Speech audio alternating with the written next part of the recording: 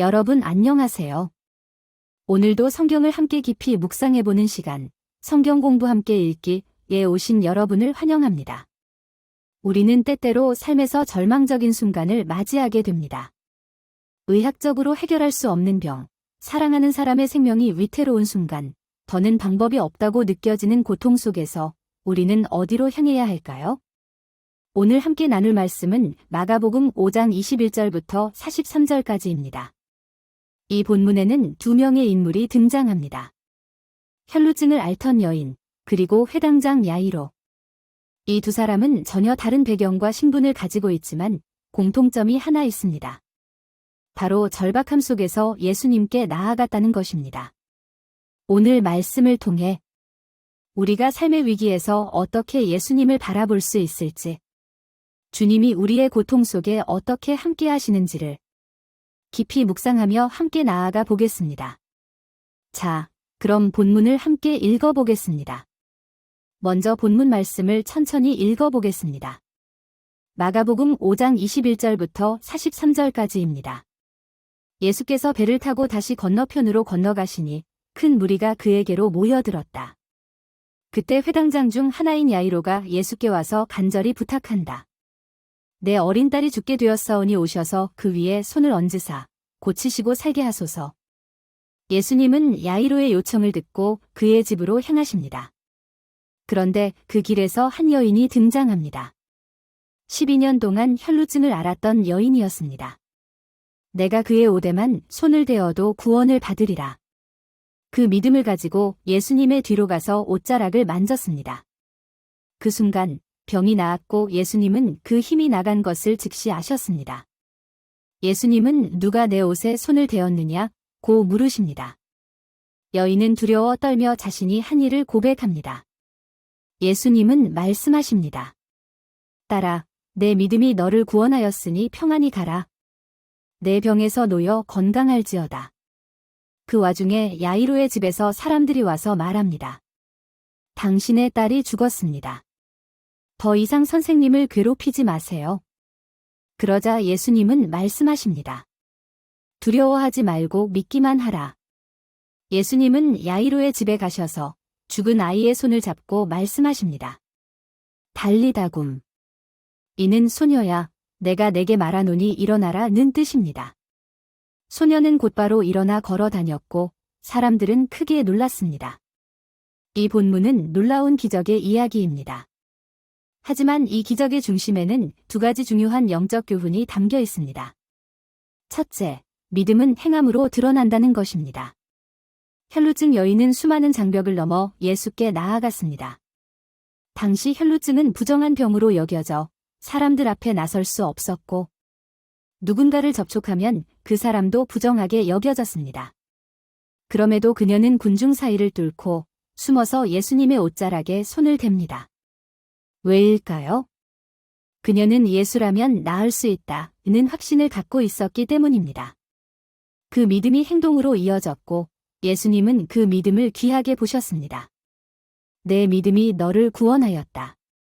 여러분, 우리의 믿음은 마음속에서만 끝나는 것이 아닙니다. 그 믿음이 예배, 기도, 순종이라는 행동으로 드러날 때 주님은 우리와 함께 하십니다. 둘째, 예수님은 죽음의 현실을 뒤집는 생명의 주님이십니다. 야이로는 자신의 딸을 위해 모든 체면을 내려놓고 예수께 나아옵니다. 하지만 중간에 딸이 죽었다는 소식을 듣게 되죠. 누구든 그 상황에서 절망했을 것입니다. 하지만 예수님은 말씀하십니다. 두려워하지 말고 믿기만 하라. 이 말씀은 오늘을 사는 우리에게도 동일하게 주어집니다. 고난 앞에서, 죽음 앞에서, 상황이 절망적일 때 예수님은 말씀하십니다. 두려워하지 말고 믿기만 하라. 우리는 부활의 주님을 믿습니다.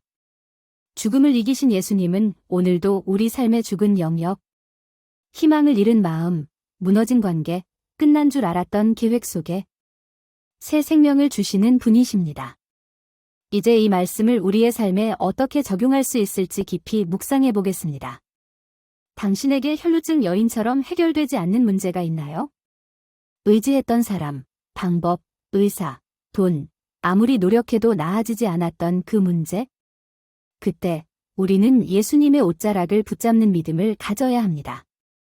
작은 믿음일지라도 간절함으로 나아갈 때 주님은 외면하지 않으십니다.